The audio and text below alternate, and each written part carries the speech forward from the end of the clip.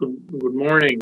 I'm Sanjeev Saxena from New Jersey, and with me is my co-chair, Dr. Renato Ricci, for this session on heart failure, optimal management, and remote monitoring. Renato. Oh, good afternoon to everybody in Europe, at least. Good morning for United States. And it's my pleasure to be here to co-chair this session with Dr. Sanjeev Saxena. He's a good friend of mine.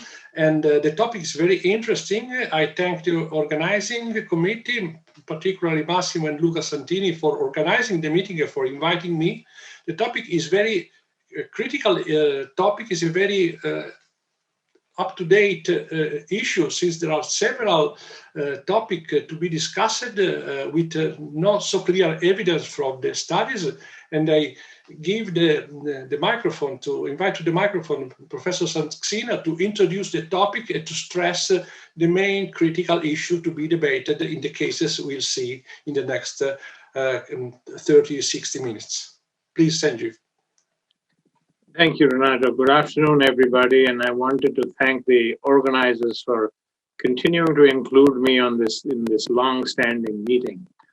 I'm just going to give you a background perspective as to how we arrived at remote monitoring and heart failure, and perhaps a long view that you may not have heard recently. These are my disclosures. So the remote monitoring of heart failure currently relies on the development of the impedance technique. And the impedance technique has been around for more than 50 years. As far back as 1965, Kubitschek and Neubauer and others proposed the use of transthoracic impedance to measure cardiac output. And this was actually considered in the NASA program. There was a phasic waveform that was seen with transthoracic impedance measurements, and the physiology of this impedance waveform was deciphered in the 70s, and was found that transthoracic impedance monitoring correlated with extrapulmonary fluid and pulsatile blood volume changes in the thorax. The transthoracic approach had issues which influenced the waveform, and these included respiratory variation and skin impedance of the electrodes. And this led to difficulty in its reproducibility and reliability over time. The development of pacemakers and more recently implantable defibrillators resuscitated the impedance approach by using an intrathoracic impedance measurement to an external subcutaneous electrode. And 15 years ago, this was first formally tested in heart failure by you and colleagues, and I'll show you a little bit of what they did. On the right is a current device that showing impedance monitoring over periods of time. This is one of our patients over the last 3 months, and you can see that there is serial measurement of the intrathoracic impedance that is possible, and you can see longitudinally what is happening. Now, how did this develop? And I think it's worth just touching on this so that we can see where the future lies. The intracardiac electrode and the subcutaneous CAN electrode are involved in this impedance measurement. And in the study that you and colleagues published in 2005, you can see that pulmonary capillary wedge pressure in the patients that they measured it in with concomitant impedance measurements related to the absolute impedance measurement. So as the wedge pressure was high, the impedance measurement was lower, and it rose as the wedge pressure decreased after diuresis in the cardiac care unit. If you look at this particular information, you can convert it into an algorithmic approach with a baseline threshold, and that is what we see in the remote monitoring data that a device presents to us, where it shows you where you leave the baseline and go above the baseline to to see these peaks, which will reflect changes in impedance, and this is an inversion of the kind of data that you and colleagues showed you. Now we can go further. We can correlate this with arrhythmia events, patient activity, change in drugs, and a variety of stress situations to do this. So current devices allow us to do a lot more with just this information. And here is the typical example of what we would do today, which is a patient of ours who was implanted just last 2 weeks ago or 3 weeks ago with a CRT ICD. We have a starting point for both the arrhythmias, activity, and then we have a variety of data that relate to ambulatory monitoring of these trends that are available, and you will see these in the presentations. The future is a little bit more, even more useful to us in terms of the information we could get. Here is an implantable hemodynamic monitor, which is now being well tested and released. This is a CardioMEMS device. This is implanted in the pulmonary circulation, as you can see here. There is monitoring equipment available that transmits information at the patient's bedside, and here's the physician monitoring the data. And you can see the behavior over time, and there are well-established data from clinical trials showing that in heart failure, wireless monitoring guided treatment reduces hospitalizations over time. So to introduce the topics, I think implantable devices have made serial monitoring of intrathoracic impedance feasible, and serial monitoring provides relative time-dependent data that correlate with fluxes in extrapulmonary water.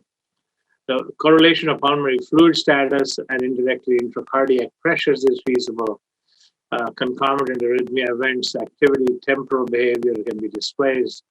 New developments include implantable sensors for direct pressure measurements, and the ability to monitor pulmonary pressures directly and wirelessly will add a new dimension to remote monitoring of heart failure. So this tells us very clearly that the electrophysiologist, the device physician, and the team will have data available to them that can be extremely valuable in reducing hospitalizations, managing patients with therapeutic changes, with real objective information, and in turn also help in the management of the arrhythmia. So I'm going to conclude at this point, and I'll turn this back to Renato and our next presentation. Thanks, Dr. Saxena, for this very interesting introduction of the main topic to be debated. And we move to the first clinical case, which will be presented by Dr. Antonis Manolis from Greece, from Athens, Greece. Please, Dr. Manolis. Thank you, dear Chairman.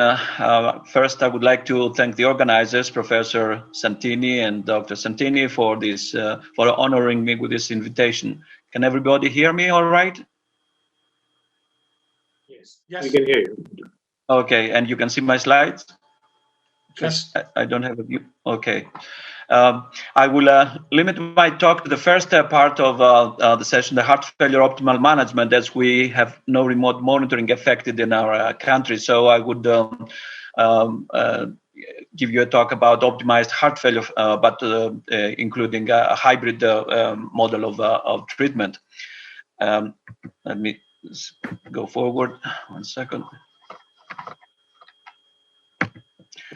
The case that I'm going to present is a 64-year-old gentleman with a history of an old anterior myocardial infarction who is status post coronary artery bypass grafting for 2-vessel coronary artery disease, who developed a severe left ventricular dysfunction with a left ventricular ejection fraction of around 20% and heart failure symptoms, New York Heart Association class 3 to 4, refractory to medical therapy. He also had functional mitral regurgitation of moderate severity. The electrocardiogram showed a left band branch block. He had a biventricular pacemaker system in April of 2006, implanted with the LV lead placed at the posterolateral coronary sinus branch at another hospital. However, at this position, he suffered from persistent phrenic nerve stimulation, which could not be remedied by reprogramming. So he sought a second opinion and was referred to our hospital a couple of months later. Indeed, even at threshold levels of pacing output and at all possible lead configurations programmable, there was still persistent phrenic nerve stimulation. So we recommend that time reintervention. And you can see here the CS lead was placed in this posterolateral branch. There is paucity of lateral vessels, as you can see in this view of the coronary sinus angiogram. So at this position and trying even the anterior cardiac vein and everywhere else, we could not actually obtain reliable pacing and could not avoid phrenic nerve stimulation in this position. However, we got a glimpse of the middle cardiac vein at the entrance of the coronary sinus, and we attempted to cannulate this branch, the middle cardiac vein. There was some difficulty because it's angulated acutely, but we managed to thread the wire in, and then finally managed to advance the lead. At that time, there were only bipolar leads through the middle cardiac vein and up through the apex to the posterolateral position, where we were able to obtain pace and sense thresholds, which were excellent without phrenic nerve stimulation at that time. This is the final position of the patient. And just to clarify here that this was a CRT-P system in the beginning. So we did not make any changes at that point, although we always favor the CRT-D system. So we just managed to place a new CS lead that was functional at that point. We have done this in a few cases that we needed. This is an example of coronary sinus dissection that was a complication. We managed in another patient to obtain entry and access to the middle cardiac vein and position it at a much higher level. So anyway, this was quite promising and satisfactory for this patient. The patient's course after this procedure, the repeat procedure, was uneventful. We at that time there were no automatic algorithms available. So we guided the optimization, and we firmly believed in optimizing AV and VV intervals at that time, even before it was recommended by the guidelines. So we optimized the AV and VV intervals using the echo and the LVOT, left ventricular outflow tract velocity time interval, the VTI, which is a surrogate of cardiac output. And that the best was, as we can see in the sequence of pictures here, the VTI was optimized to 13.5 centimeters when we were pacing simultaneously the biventricular pacing of the RV and the LV at the same time, the VV interval of 0. So we obtain a maximum output at this point. So the patient did well for quite a while. Over the subsequent years, he remained without phrenic nerve stimulation with excellent pace and sense thresholds, considerably improved clinically from a New York Heart Association class 3 to 4 to class 1 to 2 status. Even his mitral regurgitation, which was severe, decreased to moderate. And this was a satisfactory outcome for this patient. This was the mitral regurgitation that was initially observed. However, this got worse in subsequent years. I'll tell you in a moment about this. At 2 years, because of non-sustained ventricular tachycardia runs, but also we believe that if he had the initial implant in our place, then we would have with the CRT-D. So 2 years later, we upgrade the system to a pulse generator combining an ICD, the CRTD system, at 3 years since the initial implant. However, the mitral regurgitation got worse and worsened gradually. And at 5 years since the initial implant, we recommend a mitral clip. And at that time, in our country, no central methodology, so he had to go to London to have this done, and this was very satisfactory. Reduced the mitral regurgitation from 3 to 4 plus to 1 to 2 plus. So he fared well for a while, although the initial the mitral clip procedure was complicated by acute kidney injury, acute renal failure, and then worsened renal failure. However, the mitral regurgitation was significantly reduced. The patient did clinically improve, and he was much better for a while. However, other things happened meanwhile, like atrial flutter that was interfering with the CRTD therapy, and the clinical status worsened again. So we tried overdrive atrial pacing. We usually do this in patients who do not have a device. We can do this with transesophageal pacing. For example, here you can see rapid atrial pacing from the esophagus that converts to sinus. Or we can do the small 4 French wire from the antecubital vein that goes to the atrium and overdrives the atrial flutter. But in this patient, since he had the device, we attempted the overdrive pacing. You can see here the flutter wave from the interrogation of the device, and we used non-invasive program stimulation to do this. However, this was converted, degenerated to atrial fibrillation and had to be shocked out of it back to sinus. So that helped him a lot, getting back into sinus and having persistent biventricular pacing.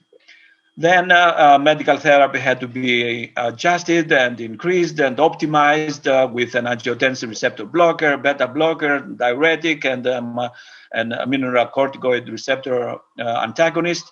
And periodically, every 3 months or so, he had to be placed on levosimendan for 24, 48 hours, which helped him a lot. However, over the years, he again gradually started worsening. Remember, this was a patient with a 20% ejection fraction in New York Heart Association class 4 to start with. We also checked, of course, about patency of the saphenous vein grafts. Had 2 vessel CABG, as you may recall, from for his coronary artery disease.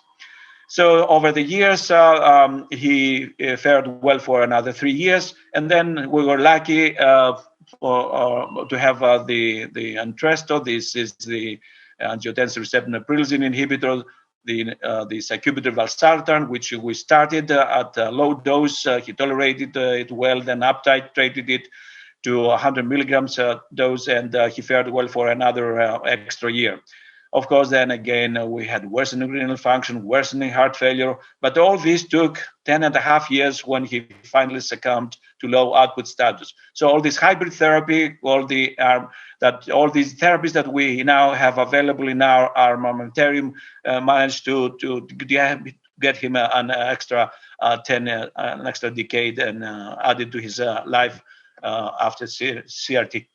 So to conclude, dear Chairman, ladies and gentlemen, occasionally for CRT, it is not feasible to place an LV lead in a suitable corner-sided tributary to avoid phrenic nerve stimulation or get satisfactory thresholds. Then surgery may be required for epicardial lead placement. However, alternate routes may be looked for, like middle cardiac vein pacing, as in our case, which avoided the phrenic nerve stimulation, offered optimal CRT and obviated so when LV lead positioning through the CS and into the lateral tributaries is not feasible or associated with problems, as I mentioned, phrenic nerve stimulation of high thresholds, then cannulation of the middle cardiac vein, albeit technically difficult, can still provide and offer excellent alternative for optimal CRT. It avoids PNS, phrenic nerve stimulation, and avoids other more aggressive approaches like surgery. So currently available hybrid approaches, interventional, electrical, and medical, as you saw in this case, prolonged survival in refractory heart failure patients, almost over 10 years, more than 10 years in this case of ischemic cardiomyopathy with an ejection fraction of 20% and New York Heart Association class 4. CRT was affected via alternate route through the middle cardiac vein. CRT optimization of the AV and VV intervals helped a lot. Mitral regurgitation initially responding to CRT, but then had to have a mitral clip. Arrhythmias that compromise CRT, biventricular pacing, continuous biventricular pacing can be reverted back to sinus with overdrive pacing or through non-invasive program stimulation through the device.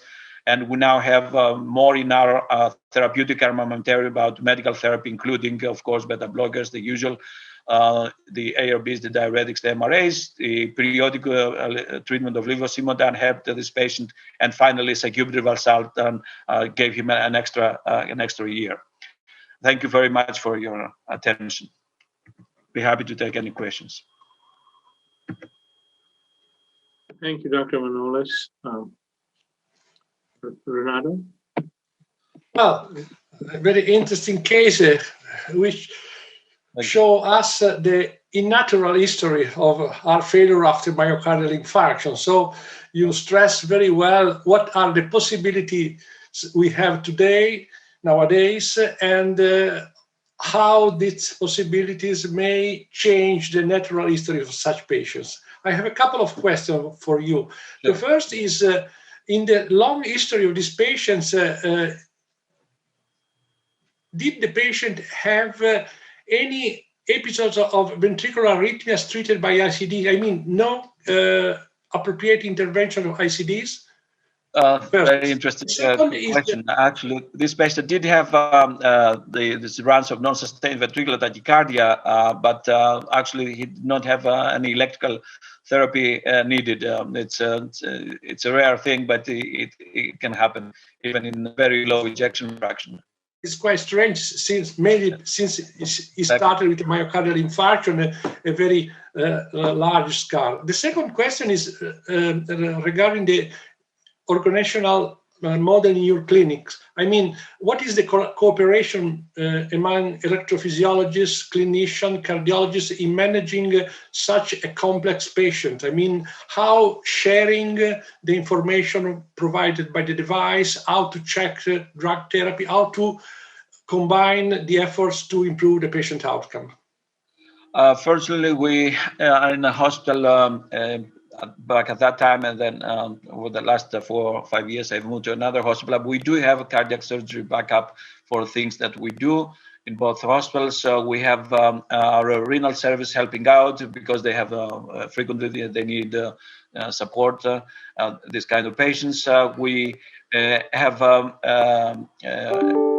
the only thing that is missing is the, although we tried it for a while, the remote monitoring, but that was still in the testing phase with one of the companies that became available, but there's no setup nationally, and this remote monitoring is something that's lacking in our country, especially with the 1,000 islands that we have and the remote areas that we follow this patient. This patient, though, lived in Athens, so he was able to come to our clinic regularly and have regular follow-up. With the contribution of the heart failure therapy group and the interventional, I'm myself an interventional cardiologist doing also angioplasties and stenting. So anyway, we are lucky to have all these services available for the official remote system in our country. I hope I answers part of your question. Yes. Antonio, what was the extent of the atrial arrhythmia in this patient? What was the burden of atrial fibrillation or atrial flutter? Did this patient have, so you said he was living in a remote area. Were there episodes of persistent atrial fibrillation that were there when you saw them in clinic visits that you had to take care of by overdrive pacing or other means? Thank you, Sajid. No, let me explain. He lived in Athens, so not in a remote area. So he was fortunate to be close to and have all our attention within his reach. So he had only bouts of atrial flutter, not atrial fibrillation. The atrial fibrillation that I showed was the degeneration of the atrial flutter into fibrillation when we attempted the overdrive pacing through NIPS, non-invasive program stimulation.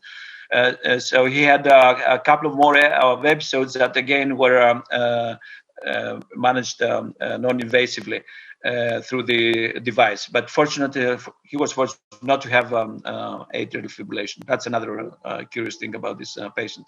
So only runs of ventricular tachycardia, non-sustained, and episodes of atrial flutter.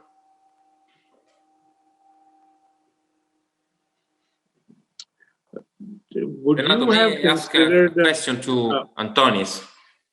Yes. Because this example, this case makes it's a really a success case, and with a very difficult patient like the chronic heart failure one. Do you think, and you gave to this patient all the available therapies, according also to the availability of the different techniques in these 10 years? Do you think that if you could choose among all these therapies in different timing, for example, first mitral clip and then CRT, would change something or not? Thank you for the question. Very interesting question. Actually, the mitral regurgitation, the functional mitral regurgitation, improved a lot with the CRT alone. But then, as there was more remodeling later on, it grew worse again.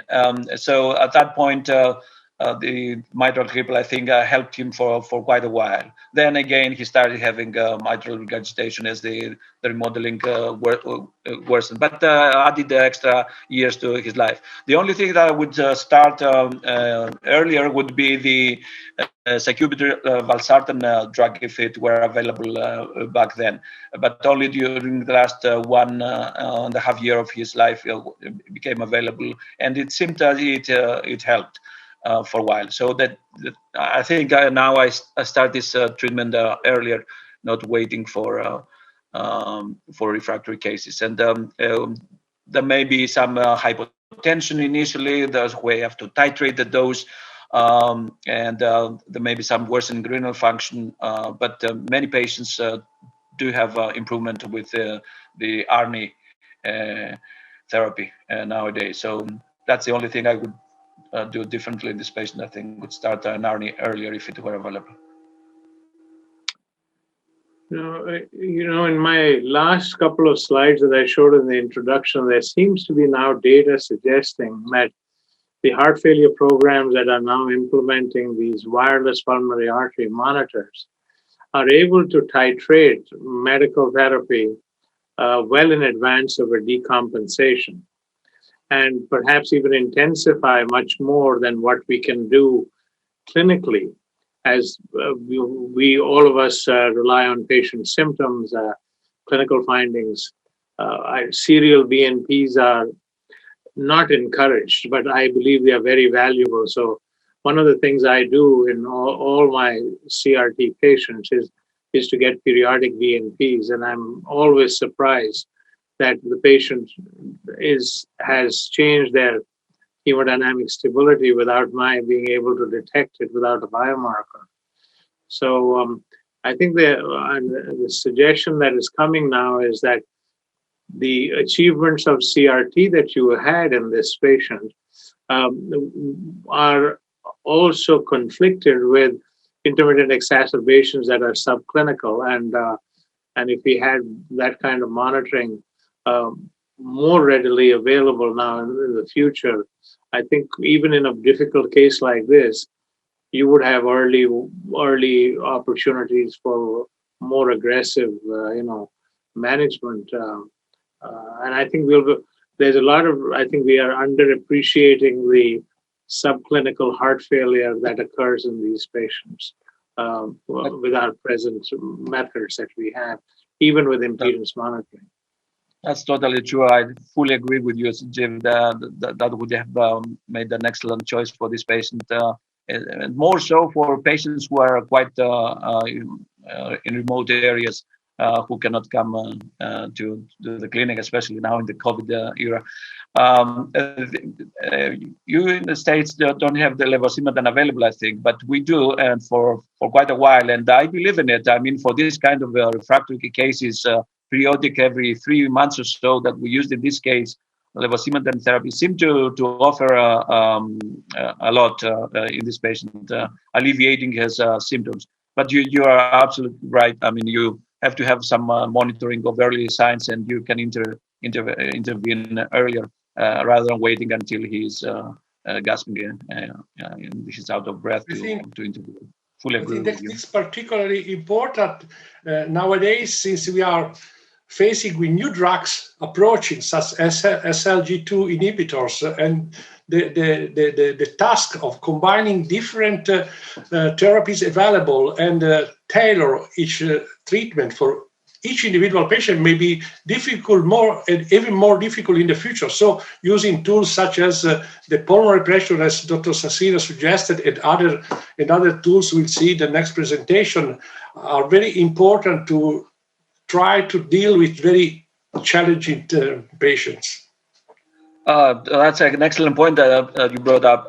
This was not a diabetic patient, but nowadays we have data that SGLT2 inhibitors probably become therapy for heart failure patients. I think the data is quite convincing. So that's another new therapy for us, because we haven't had this new therapies.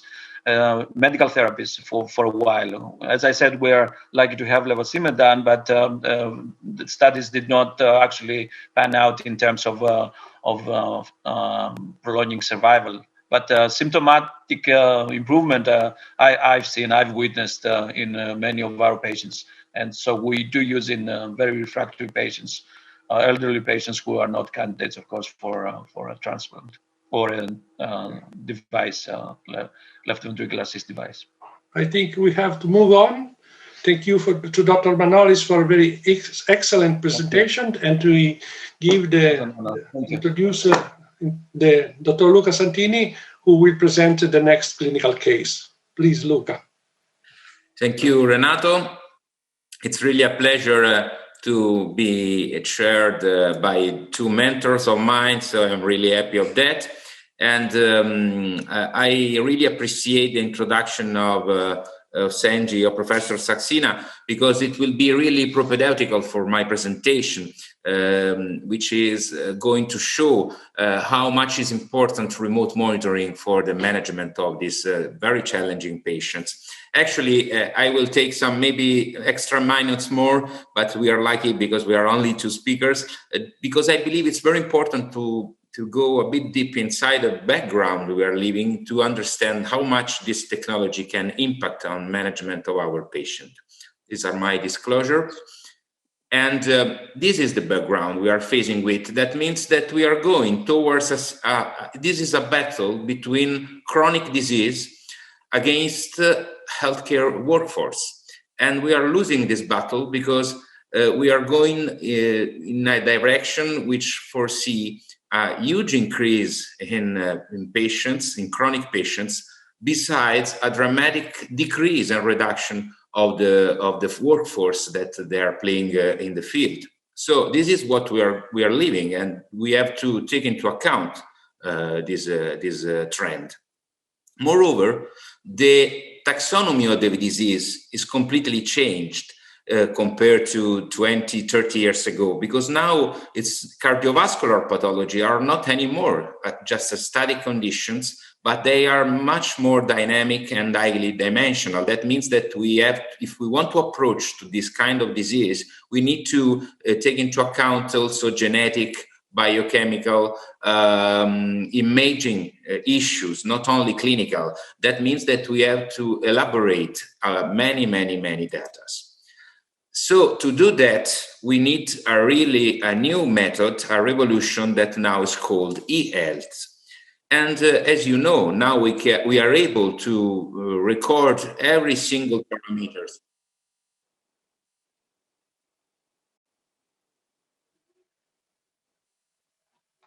Okay, sorry, I had some request by the.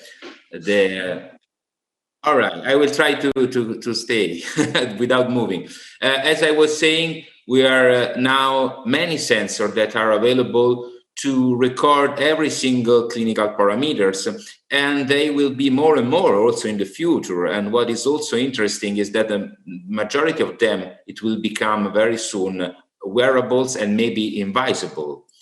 And everything that can be digitalized actually will be digitalized. And if you ask me about what it's not possible to digitalize, I would answer that also this will for sure be digitalized.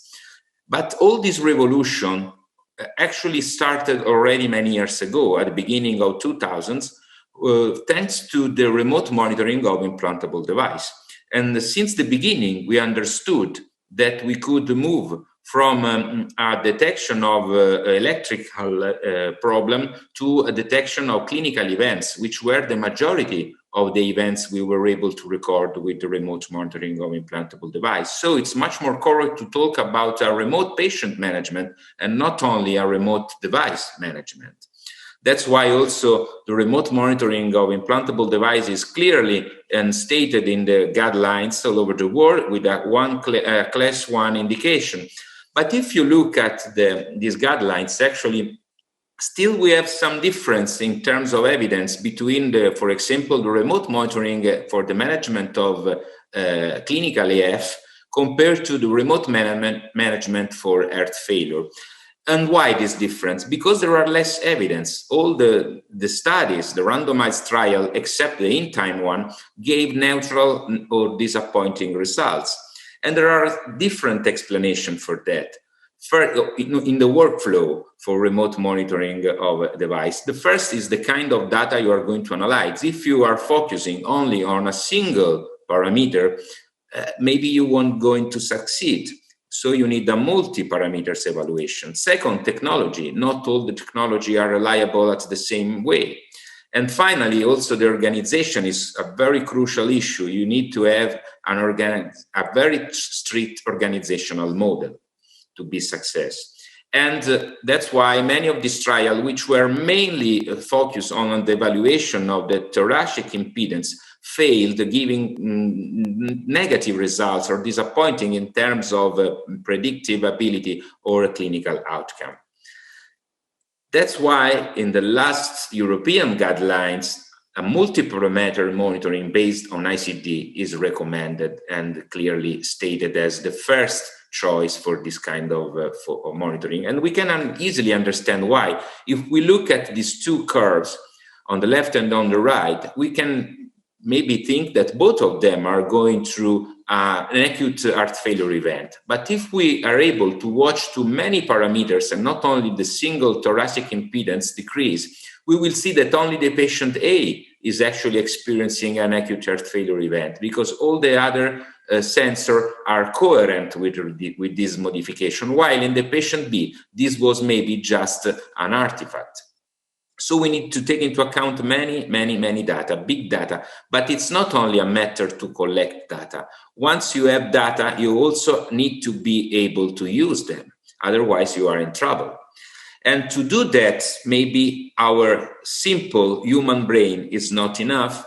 That's the question, but maybe we know already the answer. We need the help of artificial intelligence and machine learning, which maybe more and more will become our friends and will help us in elaborating this huge amount of data. And if we go back to the heart failure, when we visit a patient with heart failure, what we do? We ask this simple question. We listen to the heart sounds. We ask him if he sleeps with how many pillows do you sleep every night?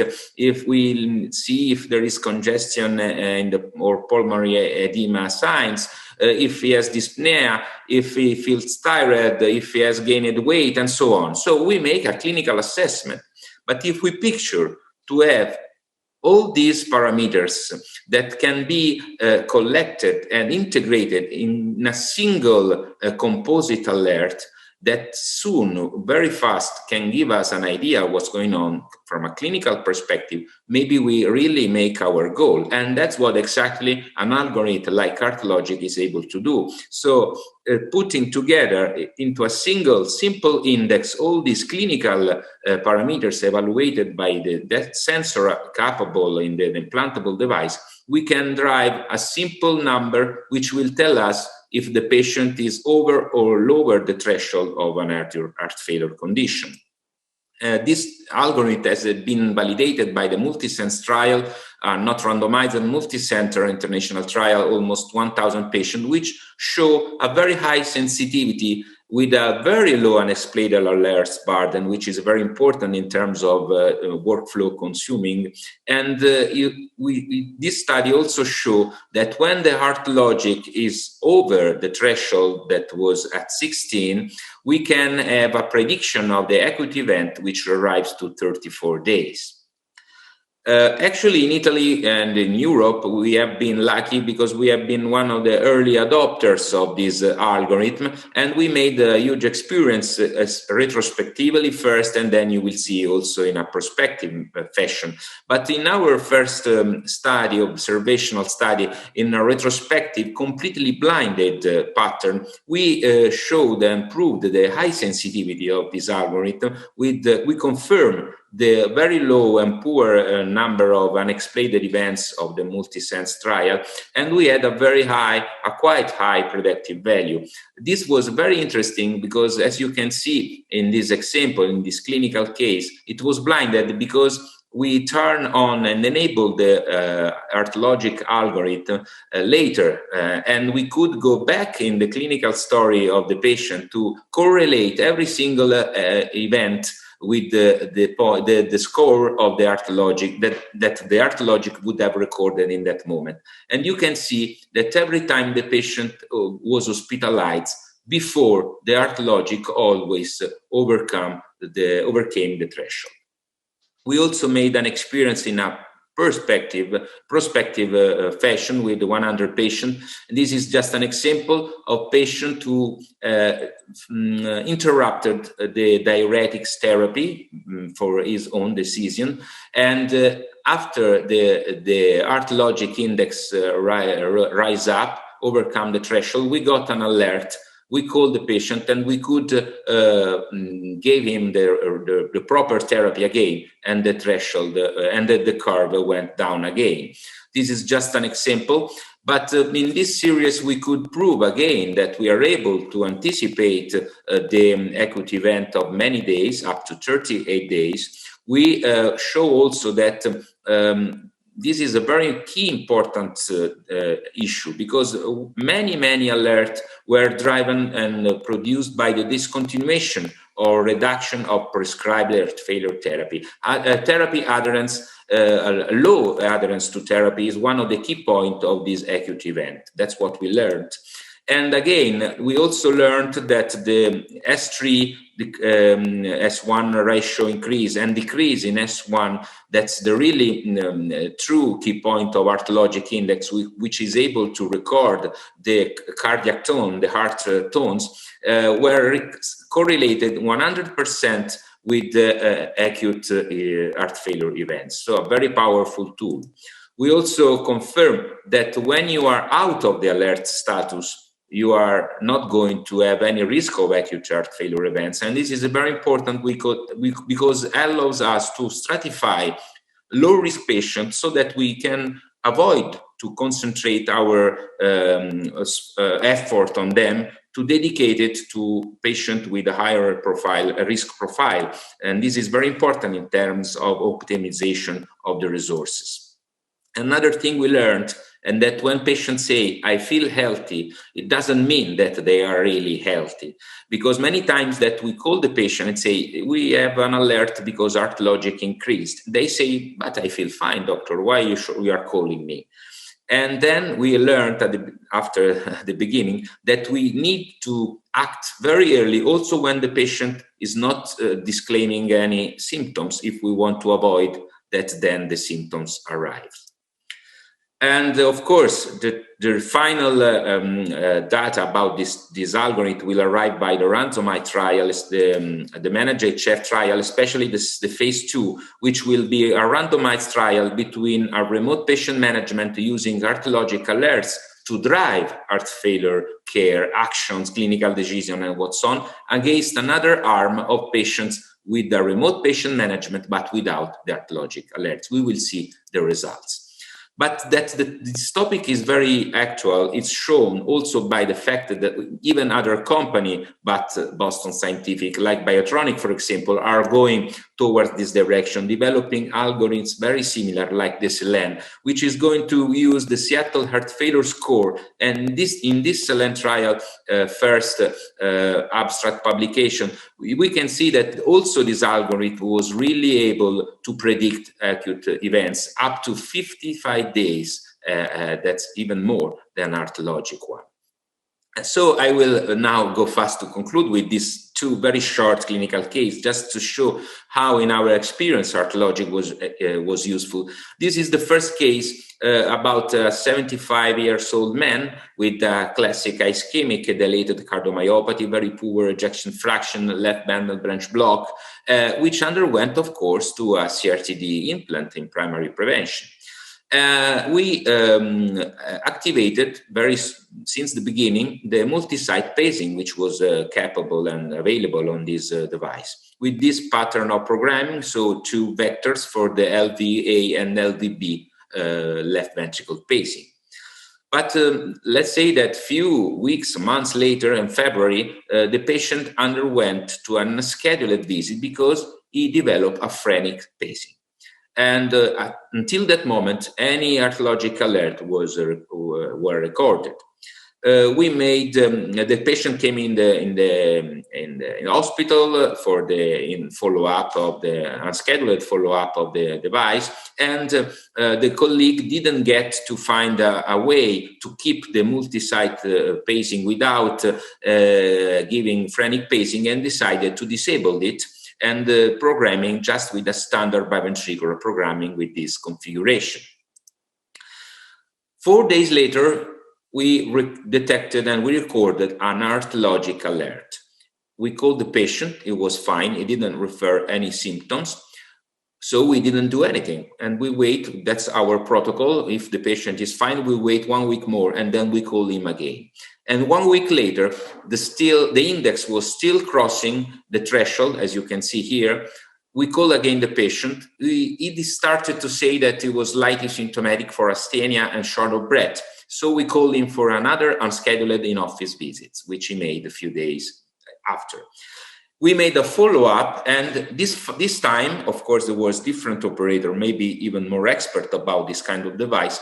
It was possible to find a programming that would allow us to enable, again, the multi-site pacing algorithm with a different configuration. You can see here that left ventricle A, ring 3, ring 2, and left ventricle B, ring 4. Sorry, I move on. Okay, so you can with only left ventricle pacing, without right ventricle. So in this pattern, we didn't produce any phrenic pacing. What happened then? You can see that 7 days later, the heartologic index was already decreased at under the threshold, which is lower than the 16, because after one alert, the heartologic threshold is set even lower in order to be really sure that the patient is out of an alert status. And then it goes up again to the fixed, the 16 value. And still now the patient is fine and no other events are being recorded. So here you can see a recap of the events. The red line, it's the stop of the multi-site pacing. The blue line is the onset of the heartologic event and alert. The yellow line is when we gave him again the multi-site pacing on, and the green line is the moment that the patient go under the threshold in a not alert status. This is the second. So this case is what shows us first a very interesting point, because we have not so many evidence of the efficacy of multi-site pacing. In this case, there is the proof of a synergistic action between the multi-site left ventricle pacing, which was really effective in this patient, together with the heart logic index, which allowed us to detect very early an acute event. We move to the final case. This is again a 61-year-old man with many cardiovascular, maybe all the cardiovascular risk factors, history of coronary artery disease, sleep apnea, obese patients, chronic renal failure, with also a history of paroxysmal atrial fibrillation, with a previous pulmonary vein isolation under a warfarin oral anticoagulation therapy. He made warfarin due to a very important renal failure. He was hospitalized in 2017 for a sustained ventricular tachycardia in a hospital in the south of Italy while he was on holiday. And despite it was with a preserved ejectant fraction, he underwent to implantation of dual chamber ICD in a secondary prevention for the ventricular tachycardia events. He was discharged in amiodarone therapy. And 2 years later, he came up to our attention, and we start to follow him in our ambulatory. He had no events of atrial fibrillation, atrial tachycardia in the memory of the ICD, so we decided to interrupt amiodarone and warfarin. And moreover, even more important, we enrolled him with the remote monitoring. We gave the Latitude platform to him, activating the heart logic, which was available at that time. But a few months later, the night of the first of the year of 2020, he experienced 6 inappropriate ICD shocks, actually 7, due to fast atrial fibrillation, so inappropriate shock at all during the night. He went in the night to a very peripheral small hospital emergency department where they found the persistence of atrial fibrillation, and actually they changed the programming of the device in a VVI mode. I don't know why. Maybe it's, of course, maybe there was someone who was intern in the night, was not really expert with the device, but anyway, they changed this programming. They discharged the patient in the day after in atrial fibrillation. They restarted amiodarone and the warfarin, which, if you remember, have been interrupted. 6 days later, maybe, I don't know if it was for the amiodarone effect or spontaneously, sinus rhythm was restored. But the patient was programmed in VVI, and so he developed a constant VVI pacing with a ventricular atrial retroconduction and development, unfortunately, of pacemaker syndrome. So if we want to look to the heart logic score, we can see that this is the moment where sinus rhythm spontaneously was restored, and a VVI constant pacing with retroconduction was starting. And after a few days, heart logic alert arrives. We call the patient. He was already symptomatic with the progressive worsening dyspnea and increased 1.5 kilo in body weight. So we call him for an in-office visit 8 days from the alert onset, and we could reprogram the ICD in a DD mode. We'd only a ventricular fibrillation window in order to avoid further inappropriate shock. We could increase diuretic dosage in his therapy. And if we look at the heart logic, finally, we can see that after these actions, we gave him, that's the yellow line, is reprogramming of the device in DDD mode and diuretics improvement. The threshold, the heart logic index went down, progressively down, up to the moment where it was under the alert status. And so far, the patient is still very fine. So in conclusion, Mr. Chairman, this is really a huge challenge, but also a huge opportunity for us to go more and more inside, deeply inside digital health, e-health. Maybe in the future we will be able, as Senji said in his introduction, that we are going to more and more have also hemodynamic parameters, biochemistry parameters, not only clinical, and we will need to manage all these data. In a very near future, there are algorithms with artificial intelligence which will be able, already they are, to diagnose an acute decompensation only by voice or atrial fibrillation by the color of our skin or of our eyes. So that's really a very near future. We will have a lot of data to elaborate. We need to go very fast in a new a new environment where we will need to manage many data with a very high velocity. And maybe this velocity is too much even for our brain. This is science fiction maybe, but they say that probably in 2030s, we are going to send nanorobots in the brain via capillaries that will provide a full immersion virtual reality, and maybe will help our nervous system to elaborate more data. That's what we are going on. I don't know if it's just science fiction, but we should take into account. Whatever should happen, we should never forget to keep very strong the link with this linear, logical, sequential thinking, which is the clinical judgment, which should be the polar star, the cornerstone of our profession. Otherwise, we will make the end of Charlie Chaplin in modern times, where he is fed by a machine and is not able to do anything else than just open his mouth. Thank you for your attention. Thank you, Luca. That was a wonderful presentation and two very interesting cases. Renato? Okay, congratulations, Luca. Very nice presentation. And I think I would like to short comment the question.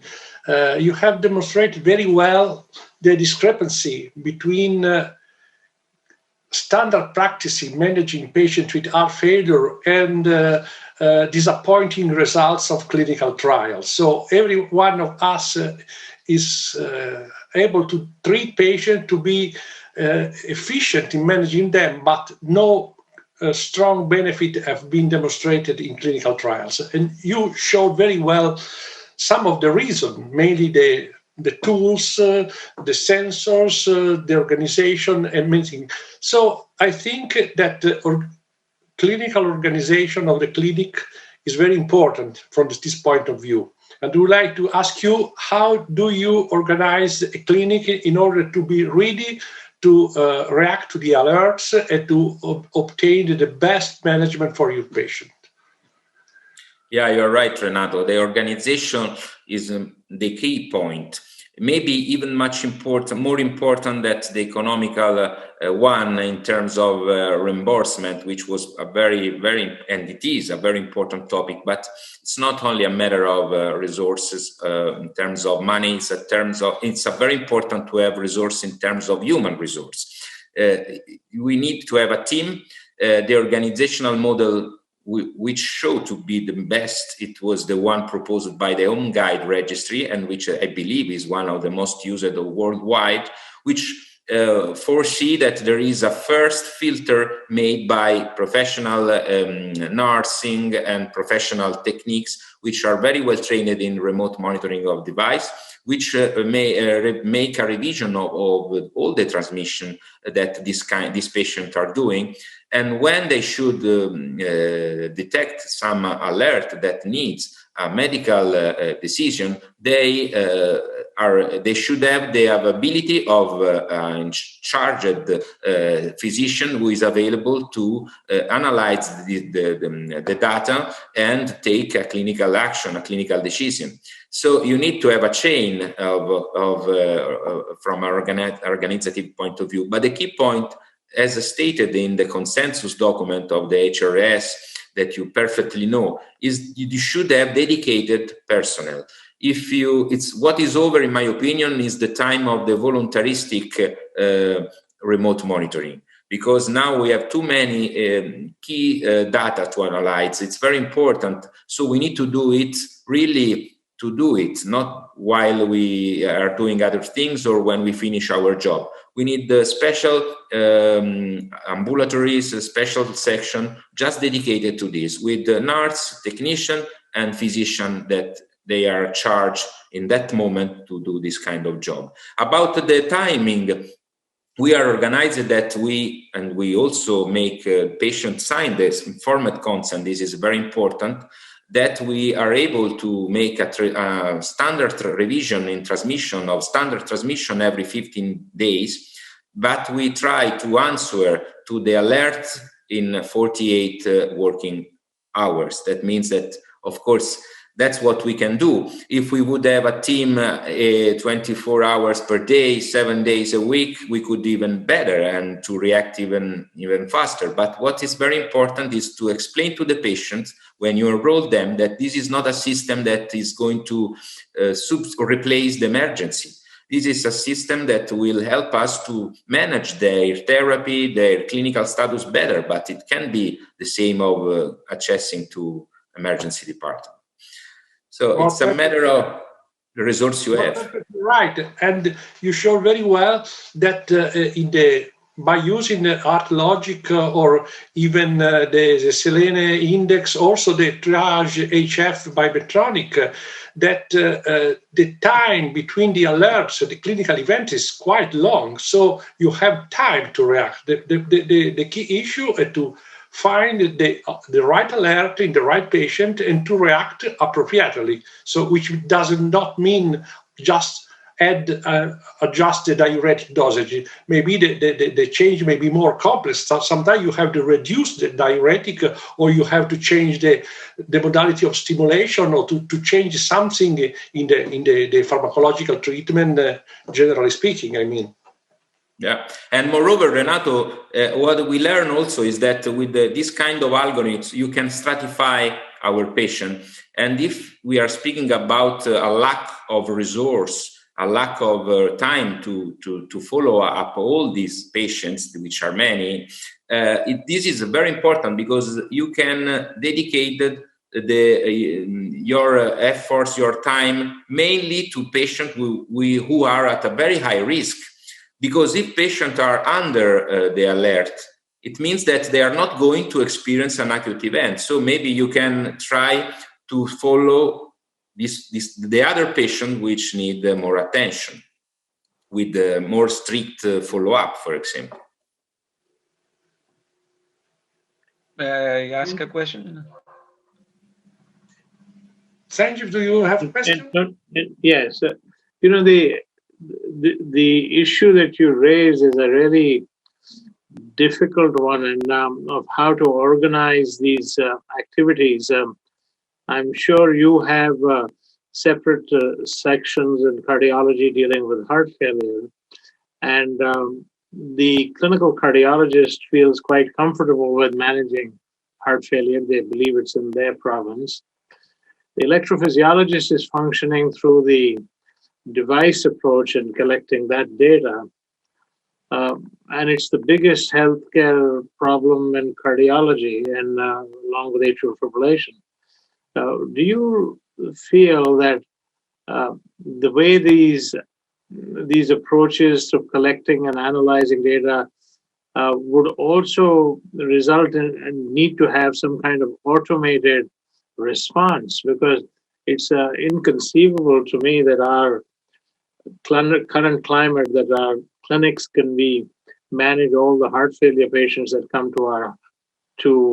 with refractory heart failure to our institution with enough staffing. And this is a time-consuming business, and it's not.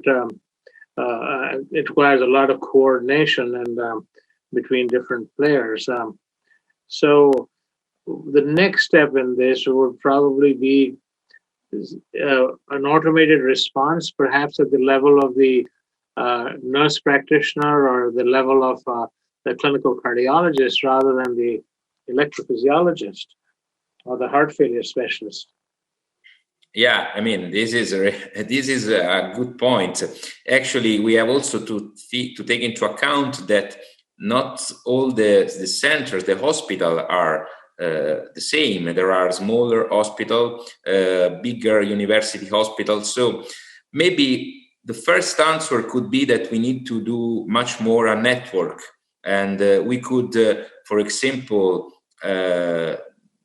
get all the transmission, and we could decide that there are some bigger centers which could analyze, which could help the smaller, like the In Time, for example, which was not a spoke and hub model, but was more a network model, but with the help of more expert and more structured centers, which could help the smaller centers. And of course, an automatic action, that means I have the alert, so it means that patient knows that has to take 2 furosemide more. It's very difficult. Maybe this randomized trial, it was something similar to what they did with the Champion trial, with of course, maybe this Manage HF trial in the second phase will tell us something similar. I don't know if it will work, but maybe this is the street. This is the way we should go. Otherwise, we are not able to give answer to all our patients, because you have seen that chronic disease will increase with the longevity of our patient. But still, we have to know that maybe we need always to try to give a personalized, tailored approach to this patient. And this algorithm like this, machine learning, artificial intelligence, which are able to analyze very quick a lot of data specific for this patient, generating maybe this is the next step, also a therapeutical option, a therapeutical decision. Maybe this is the future. Now we are the one that should take the clinical decision, but we can be helped in the analyzing of the data by these artificial algorithms. Maybe in the next future, also the clinical decision will be taken by the artificial intelligence. But we always to be careful not to make the end of Charlie Chaplin, don't forget. Otherwise it will be very boring. We won't do anything else. Well, one of the thoughts, and I won't take long and we are out of time, is that perhaps what we are currently measuring is insensitive. That the impedance weight measurement. Now, my very first paper I ever wrote was on transthoracic impedance as a medical student. So it goes back a long way. The impedance measurements have their limitations, and the reason that the Champion trial and the analyses after that of direct wireless pulmonary pressures did show a clinical benefit in the intervention, maybe because they are more sensitive and more informative than an impedance-based approach using electrical signals. And as we move away to leadless devices, leadless pacing, I could easily see that we would implant a sensor at the same time to provide that information rather than relying on impedance. Senji, there are already some study, for example, with relational agent. That's very similar to what you are picturing, where, for example, you have an app which is telling to the patient that there is an EF episode, and then you have a relational agent like Alexa, like whatever, that is telling you, how do you feel? Did you take your drugs? Maybe you should take one more, or call the doctor. This is a very rudimental, but in the future it could be developed much more. And the patient now start to learn that they will have to react with this kind of tools. It's something strange. My younger patients routinely check their ECG on their phone. They call about while we were just doing this, one of the patients that I have called about a heart rate variability on their phone. So I think this is real. I don't think this is a fantasy of some kind. I think the more digital savvy the generation is, the more you're going to see this kind of thing. And non-compliance is a very big part of heart failure management failure. But there is also in England, I don't know now I think in London, they have a huge lack of general practitioners, the physician. They are using a software which is called Babylon, something like that, which make automatic diagnosis. So many patients don't go to the doctor, they just put their symptoms on this app and they will get a diagnosis. and they are looking if it works, but it looks like it works. Maybe better than many doctors, I don't know. It has to be proven, but this is another scenario. It's a very interesting session, and I guess, Renato, we have to close the session. It has taken us many directions, and this whole field has become extraordinarily interesting as hemodynamics and electrophysiology converge more and more, and so with biomedical engineering. I think you have to keep in mind one of the last slides of Luca, in which he stated that the medical judgment is still the polar star. Otherwise, I don't know where we are going to. Anyway, I think we have to close the session. We have a polling session. I think there is a question for the audience before closing. I think that should be sent to the participants. There's it's just to keep data, no discussion about the data, just before closing the session. Would you like us to frame the question? I don't know. I don't see anything on the site.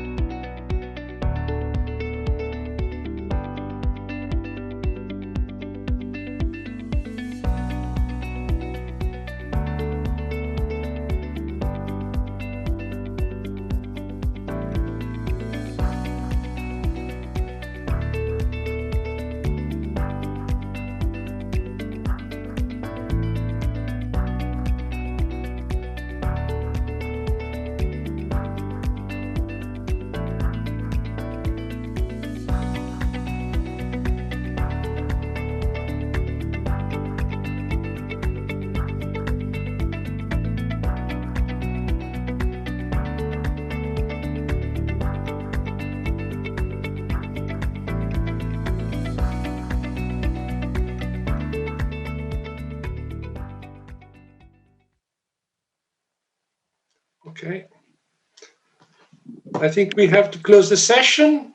I leave the closure to Dr. Saxena. I thank all the speakers, all the participants, all the organizing committee for this very challenging, exciting session. And I give the word to my great friend Saxena to conclude the session. Hoping to see you very soon in person. I hope so too, Renato. Thank you. This really was quite a remarkable session, and I think I am more and more convinced that we are able to highlight what we need to know about a rapidly evolving field with discussions of this kind. This is a field in which technology is evolving at an enormous rate. Our knowledge of the physiology is also evolving at a fairly rapid rate. And integration of this with healthcare delivery is also a primary challenge.